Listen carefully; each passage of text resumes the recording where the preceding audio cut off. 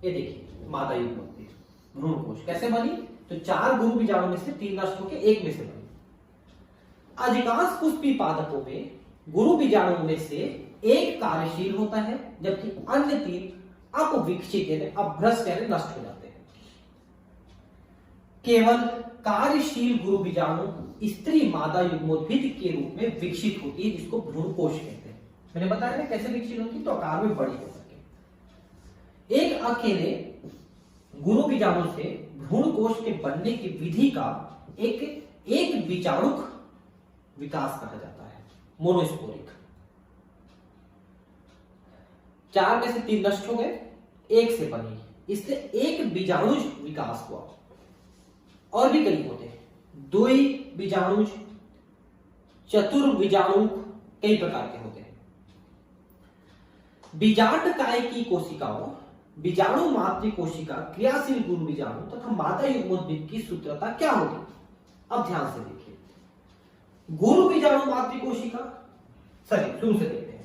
बीजांड काय की कोशिकाएं ये पूरी जो है द्विगुणित होती है।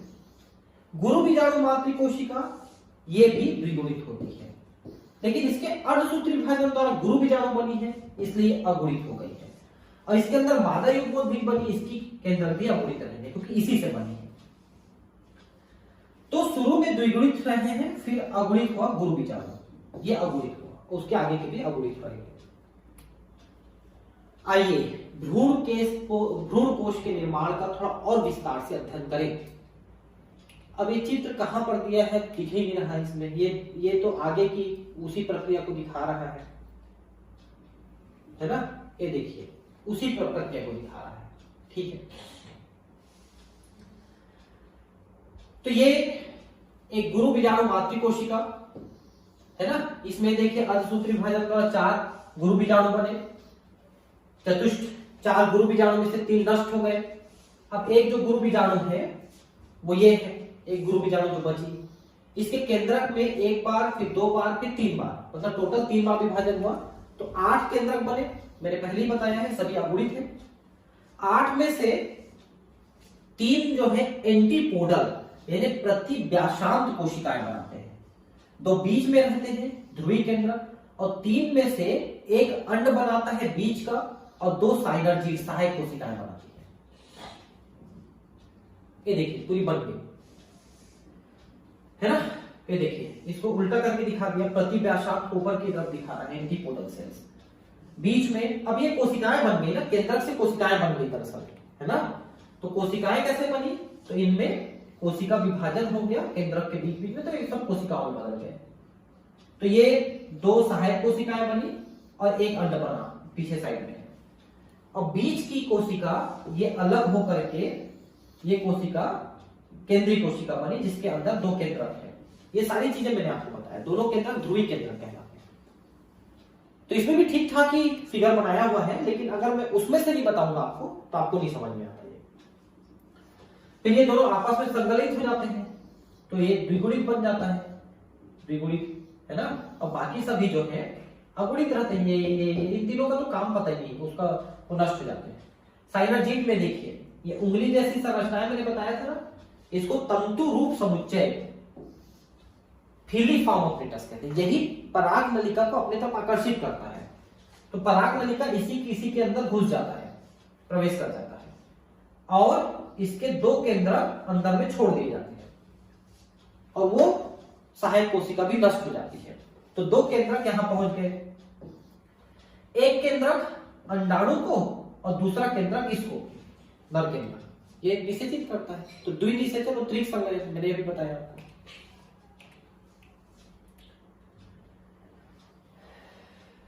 ठीक है,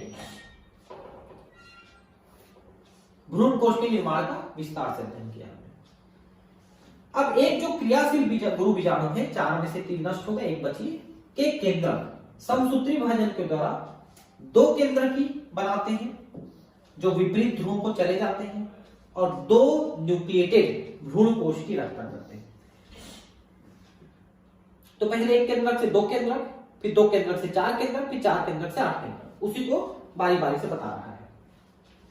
तो पहले 1 से 2 केंद्रक बने, फिर 2 और समसूत्री विभाजन हुआ, तो 4 केंद्र की और फिर 8 केंद्र की टोटल बन गए। 8 केंद्र की भ्रूण कोश की संरचना बन गई।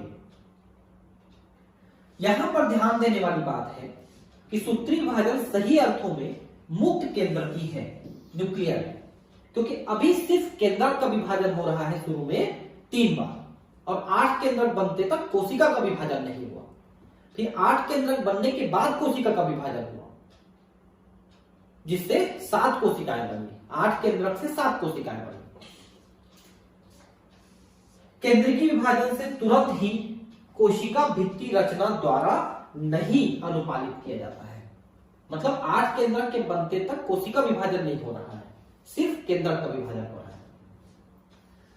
8 न्यूक्लिएटेड चरण के पश्चात कोशिका भित्ति की नींव पड़ती जाती है, जो विशिष्ट प्रारूपी मादा युग्मोद्भिद या भ्रूण कोश के संगठन का रूप लेती है। तो वही मैंने आपको बताया कि पहले वो 8 केंद्रक बने, फिर उनमें कोशिका भित्ति के निर्माण द्वारा वो एक एक कोशिका में बदल गए, जिसमें से 3 प्रतिव्यासांत कोशिका, 2 सहायक कोशिका, 1 अंड और 1 केंद्रीय कोशिका बनती है। तो 7 कोशिका बनती है। भ्रूण कोश के भीतर कोशिकाओं के वितरण का अवलोकन कीजिए। तो मैंने कई बार अवलोकन कराया आपको। 8 में से 6 न्यूक्लियाई भित्ति कोशिकाओं से घिरी रहती है और कोशिकाओं में संयोजित रहते हैं। तो 6 कोशिकाएं बनी, 3 प्रतिव्यासांत और 3 सहायक कोशिका और अंड, ऐसा करके टोटल 6 कोशिका पहले बनी। शेष बचे 2 न्यूक्लियाई ध्रुवीय न्यूक्लियाई कहलाते हैं, जो अंड उपकरण के नीचे बड़े केंद्रीय कोशिका में स्थित होते हैं। तो टोटल 7 कोशिका हो गए। बीच में एक केंद्रीय कोशिका जो बड़े साइज का है, एक केंद्रीय कोशिका बड़े साइज का है, इसमें 2 केंद्रक हैं, बाकी सभी कोशिकाएं हैं जिनमें एक एक केंद्रक है। तो ऐसा करके 7 कोशिकाएं बनी। ठीक है।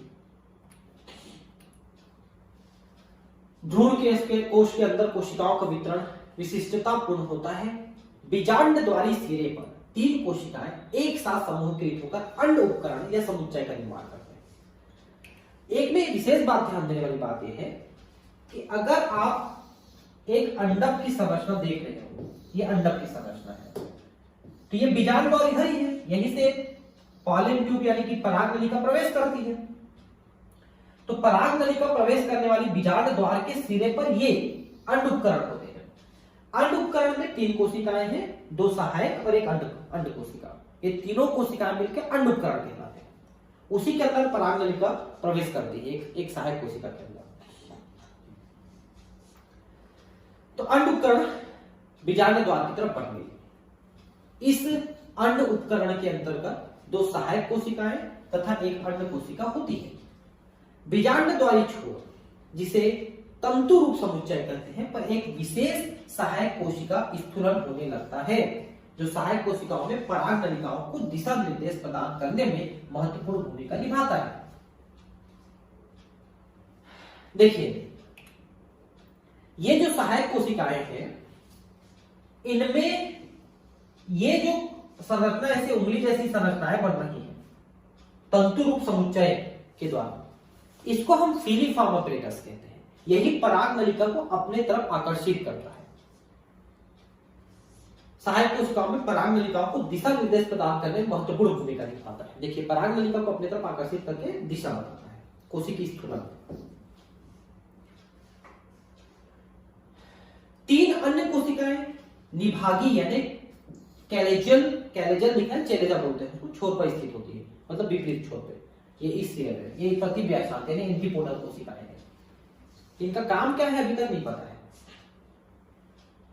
प्रतिव्यासांत एंटीपोडल कहलाती है। बृहद केंद्रीय कोशिका, जैसे कि पहले बताया गया है, में 2 ध्रुवीय न्यूक्लियाई होते हैं। बीच वाली जो कोशिका है, इसमें 2, ये पूरी एक कोशिका है इतनी, इसमें 2 केंद्रक है। तो टोटल 7 कोशिका के अंदर 8 केंद्रक, क्योंकि एक बीच वाली कोशिका में 2 केंद्रक है।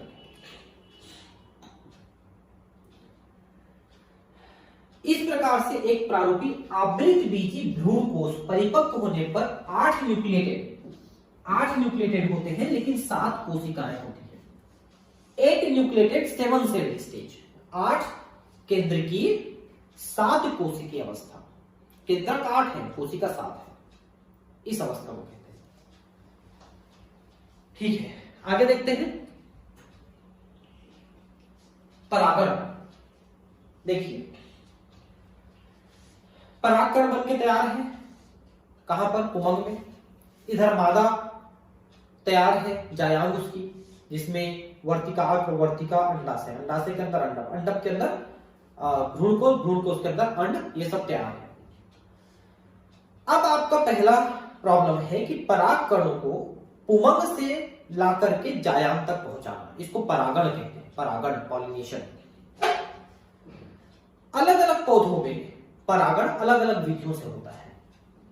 जो अनाज वाले पौधे हैं, जैसे गेहूं है, चावल है, जौ, जई, बाजरा है, इनका परागण हवा के द्वारा होता है।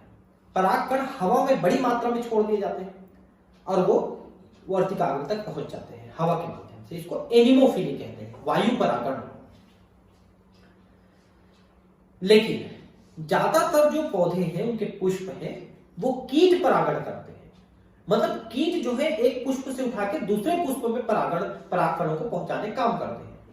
क्योंकि कीड़े जो कीट होते हैं वो पुष्पों के पास मकरंद चूसने के लिए, रस चूसने के लिए जाते हैं। तो जब वो पुष्पों पे बैठते हैं तो उनके शरीर में परागकण चिपक जाते हैं। फिर जब उसके दूसरे पुष्प में जाके बैठते हैं तो उसमें परागकण पहुंच जाते हैं। तो एक पुष्प से दूसरे पुष्प में कीटों के द्वारा परागकणों का जाना, ये कीट परागण या एंटोमोफिली कहलाता है। कुछ ऐसे पादप हैं जो जल में रहते हैं। हालांकि जल में तो सैकड़ों प्रजातियां हैं, लेकिन उनमें से सिर्फ 30 प्रजातियां हैं जो जल के माध्यम से भी परागण करते हैं। 30, जिसमें हाइड्रिला वेरिस्टेरिया शामिल है। बाकी जैसे लोटस है, कमल पानी में है लेकिन कीड़ों के द्वारा परागण करता है। तो ज्यादातर इसी तरह से परागण करते हैं। पूर्ववर्ती भाग में आप पढ़ चुके हैं कि पुष्पी पादपों में नर एवं मादा युग्मक क्रमशः परागकण एवं भ्रूणकोश में पैदा होते हैं। ठीक है, तो परागकण में आपने देखा पराग नलिका बनी, उसी के अंदर 2 नर युग्मक बने थे। और भ्रूणकोश अभी आपने पढ़ा, जिसमें आपने अंडाणु बनाया है, वो मादा युग्मक है।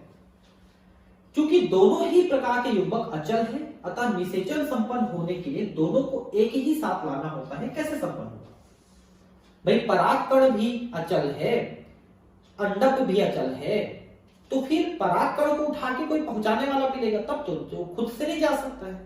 वही बात है। इस उद्देश्य की प्राप्ति के लिए परागण एक प्रक्रम है। परागकणों का स्त्री केशर के वर्तिकाग्र तक स्थानांतरण या संचारण को परागण कहते हैं। तो जहां पर बना वहां से उठ करके जाएगा। परागण की प्राप्ति के लिए पुष्पी पादपों ने एक आश्चर्यजनक अनुकूलन व्यूह विकसित किया है। ये परागण को प्राप्त करने के लिए बाह्य कारकों का उपयोग करते हैं। बाह्य कारक जैसे हवा है, कीट है। क्या आप इस समय अधिक से अधिक बाहरी कारकों की सूची बना सकते हैं? कुछ तो मैंने अभी आपको बता दिया। परागण के प्रकार, पराग के स्रोत को ध्यान में रखते हुए परागण को 3 प्रकारों में बांटा जा सकता है। पहला है संयुग्मन, ठीक है। दूसरा है देखिए, पहला है स्वपरागण, दूसरा है परपरागण, तीसरा अनुन्मील्य परागण। इन तीनों को मैं आपको बताऊंगा, ठीक है। सबसे पहले आप समझिए स्वयुग्मन या ऑटोगेमी। एक ही पुष्प है, उसी पुष्प के नर जननांग से मादा जननांग में पराग कणों का स्थानांतरण एक ही पुष्प के अंदर, यह स्वपरागण कहलाता है, ऑटोगेमी। तो ऐसे पुष्पों में जिसमें स्वपरागण होता है, पुष्प जो है बहुत आकर्षक विकसित नहीं होते हैं और पुष्पों के खुलने से पहले उसमें परागण हो चुका रहता है। और इनमें, इन पौधों में चूंकि बाहर से कोई परागकण और अंडक नहीं है, तो इनके जो गुण हैं, इनके जो संततियों के, इनके बच्चों के जो गुण आएंगे वो बिल्कुल अपने मदर पेरेंट जैसे रहेंगे, बिल्कुल सेम। उसमें नई भिन्नता, नया कैरेक्टर बिल्कुल नहीं रहेगा, एकदम डिट्टो अपने माता पादप जैसे ही दिखेगा वो। एक ही पुष्प में पराग कोश से वर्तिकाग्र तक परागकणों का स्थानांतरण है, उसी पुष्प में परागण हो जाना एक ही के अंदर। इस प्रकार का परागण उसी पुष्प के अंदर होता है एक सामान्य पुष्प में, जहां पराग कोश एवं वर्तिकाग्र खुलता एवं अनावृत होता है, वहां पूर्ण स्वयंवन अपेक्षाकृत दुर्लभ होता है। ठीक है, अगर परागण पुष्प के खुलने के बाद होगा तो जरूरी नहीं है कि वो स्वपरागण ही करे, पर परागण भी कर सकता है। इसलिए पौधे अगर स्वपरागण ही करना चाहते हैं तो पुष्पों के खुलने से पहले ही उसमें परागण कर लेते हैं। इस प्रकार के पुष्पों में स्वयुग्मन के लिए पराग एवं वर्तिकाग्र की विमुक्ति के लिए क्रमशः समकालिकता की आवश्यकता होती है। अब इसका क्या मतलब हुआ? समकालिकता का मतलब यह है कि पुष्प के अंदर नर जननांग और मादा जननांग एक साथ परिपक्व होते हैं, क्योंकि अगर मादा या नर आगे पीछे परिपक्व होंगे तो निषेचन कैसे संभव है? तो एक साथ परिपक्व होंगे तभी निषेचन कर सकते हैं, उसी को समकालिकता कहते हैं। और अलग अलग समय में होते हैं उसे विषमकालिकता कहते हैं, बताऊंगा मैं भी। इसके साथ ही पराग कोश एवं वर्तिकाग्र को एक दूसरे के पास अवस्थित होना चाहिए ताकि स्वपरागण संपन्न हो सके। एक पुष्प के अंदर है तो पास ही पास रहेंगे, बराबर ऊंचाई में रहेंगे, तभी स्वपरागण हो सकता है। कुछ पादप जैसे कि वायोला, सामान्य नाम इसका पानसी तथा ऑक्सेलिस और कोमेलिना कनकौआ, दो प्रकार के पुष्प पैदा करते हैं। उन्मिल परागणी पुष्प अन्य प्रजाति के पुष्पों के समान ही होते हैं, जिनके पराग कोश और वर्तिकाग्र अनावृत होते हैं, तथा अनुन्मिल परागणी पुष्प कभी भी अनावृत नहीं होते। मतलब स्वपरागण वाले पुष्प दो प्रकार के, एक जो खुलते हैं और एक जो नहीं खुलते हैं। जो खुलते हैं उसे उन्मिल परागणी कहते हैं, खुलने के बाद परागण कर सकते हैं, तो पर परागण भी कभी कभी संभव है। लेकिन अनुन्मिल परागणी जो कभी खुलते ही नहीं है, तो खुलने से पहले ही या नहीं खुलते हैं तो उसके अंदर ही वो परागण कर लेते हैं। जैसे कि कुछ पौधे इस टाइप के होते हैं, है ना, जैसे कि मटर का पौधा है, वो खुलने से पहले ही परागण कर लेता है। तो ऑक्सेलिस है, कोमेलिना है, इनमें स्वपरागण हो रहा है। यहां पर आप जरा ये देखिए, ये जो स्वपरागित पुष्प लिखा है, इसमें जो पहला पुष्प है ना, यही है कोमेलिना का पुष्प। कोमेलिना का टाइप करेंगे तो पुष्प आपको दिखेगा।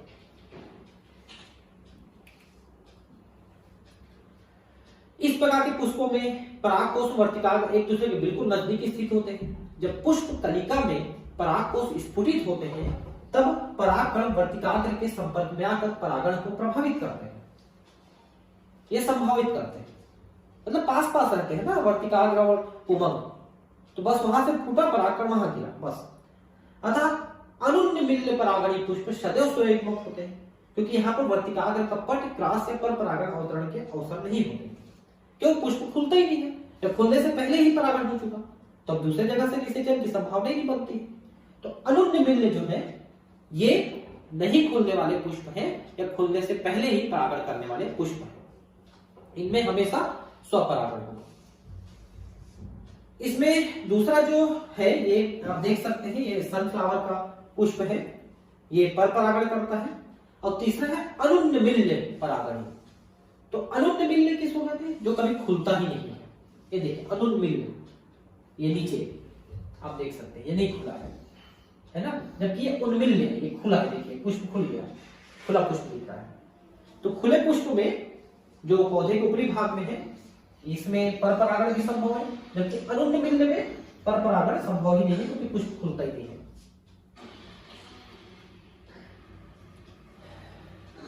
उन्मिल परागणी पुष्प मतलब जो खुल जाते हैं, सुनिश्चित रूप से बीज पैदा करते हैं, यहां तक कि परागण के उपस्थिति में। क्या आप सोचते हैं कि अनुन्मिल पौधों को इससे फायदे हैं या हानि है? तो जो नहीं खुल रहे हैं अनुन्मिल, उनको फायदा यह है कि अनवांटेड बाहरी लक्षण इनके संततियों में नहीं आते हैं। मान लो ये पौधा बहुत अच्छे क्वालिटी का है और इसको और कोई दूसरा कैरेक्टर नहीं चाहिए किसी से, तो इनके जो संतति है बिल्कुल अपने मातृ पौधे जैसा दिखेंगे। इसलिए उसमें फायदा यह है कि नए गुण नहीं आते हैं। लेकिन यही नुकसान भी करता है कि मान लो इनको नए गुण चाहिए रहेंगे तो फिर नए गुण नहीं आ सकते, है ना, पुराने गुणों से ही काम चलाना पड़ेगा। तो फायदे भी है, नुकसान भी है। नेक्स्ट है सजात पुष्पी परागण। सजात पुष्पी, एक ही पादप के एक पुष्प के परागकणों का दूसरे पुष्प के वर्तिकाग्रों तक स्थानांतरण है। अभी तक आपने क्या देखा था कि एक ही पुष्प में अंदर ही अंदर। अब आप क्या देखेंगे कि एक पौधे के दो पुष्प, जैसे मैं एक पौधा हूं, मेरे में दो पुष्प लगे, इनके बीच में परागण, इससे भी नए गुणों के आने की जो संभावना है लगभग समाप्त हो जाती है, क्योंकि एक ही पौधा है। तो ये भी एक प्रकार से स्वपरागण का ही प्रकार है, आप ये भी कह सकते हैं।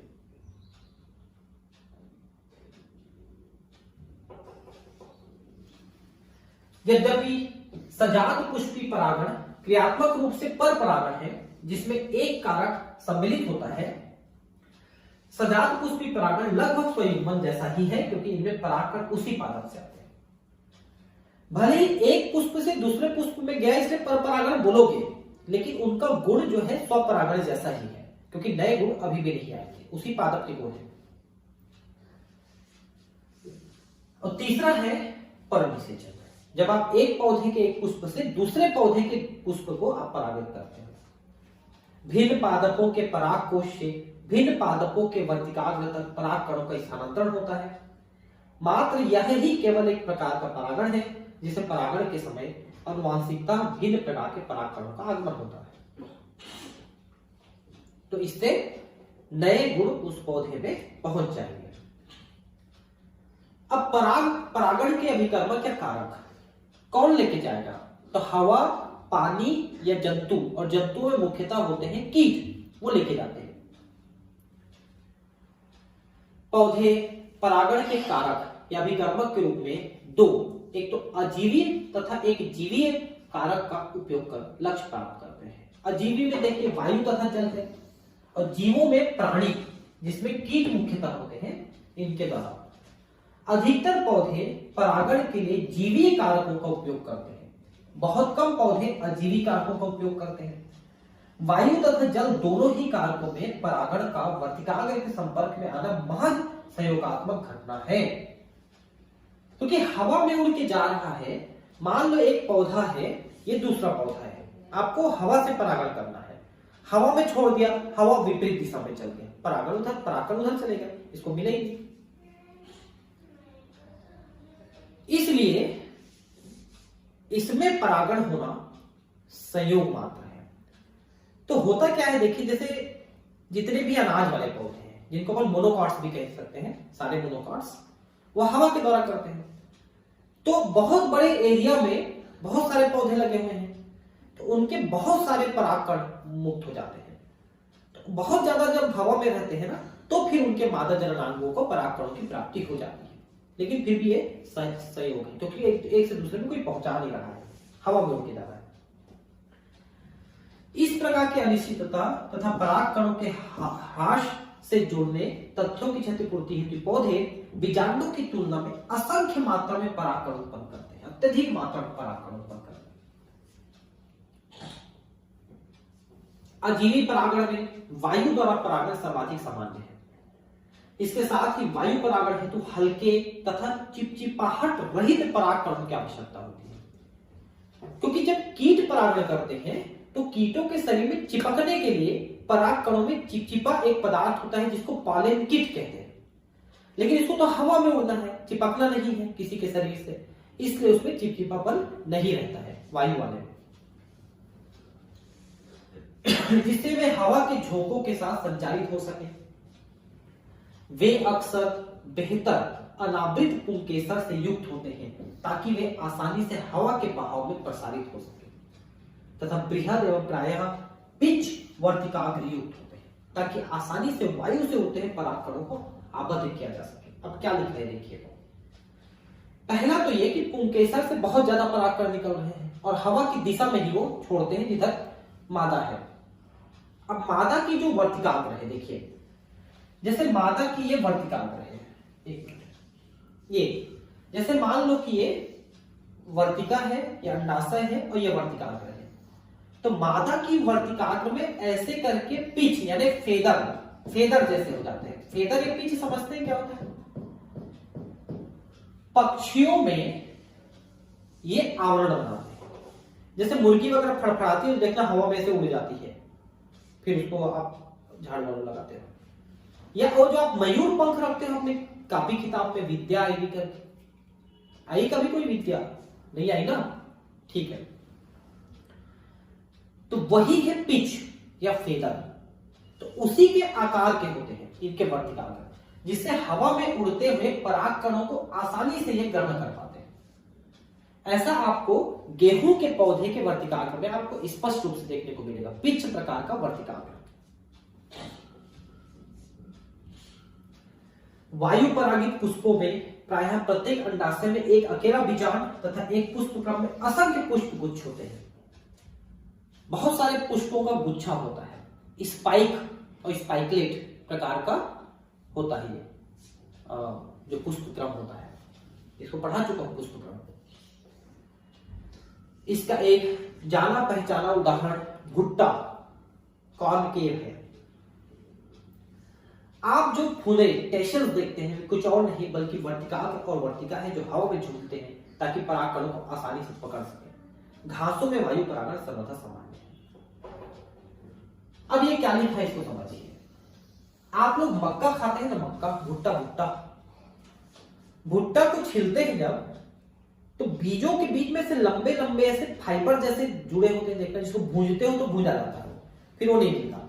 कच्चा भुट्टा जब छिले हो उसी समय आपको लंबे लंबे ऐसे धागे जैसे, ऐसे बाल जैसे दिखते हैं।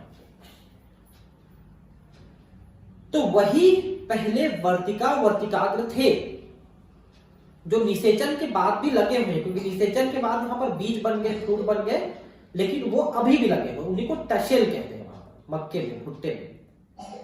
आपको बता दें कि पूरे पादप जगत में सबसे लंबे वर्तिकाग्र पाए जाते हैं मक्के में, भुट्टे में, और सबसे लंबा पालेट ट्यूब भी फिर उसी में बनेगा, क्योंकि जितना लंबा वर्तिकाग्र उतना लंबा पालेट ट्यूब। और वही जो है बाल जैसे गुच्छे आपको मिलते हैं, टशेल कहलाते हैं। तो वायु परागण जो है सबसे ज्यादा ग्रासेस में, घास, और घास का मतलब समझते हैं क्या होता है?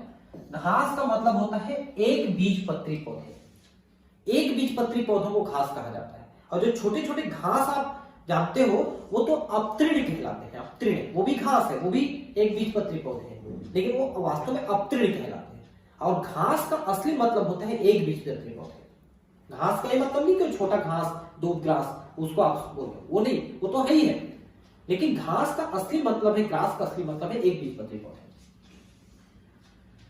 पुष्पी पादपों में पानी द्वारा परागण काफी दुर्लभ है। मैंने आपको कुछ देर पहले बताया था कि सैकड़ों प्रजातियां वंश जो है पानी में पाए जाते हैं, लेकिन केवल 30 वंश ही पानी के द्वारा परागण करते हैं।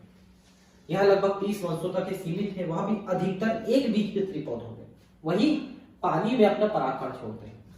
इसके विपरीत आप स्मरण करें कि निम्न पादप समूह जैसे एल्गी, ब्रायोफाइट और टेरिडोफाइट आदि के नर युग्मकों के पुष्पी पादपों में लैंगिक प्रजनन परिवहन का नियमित साधन जल ही है।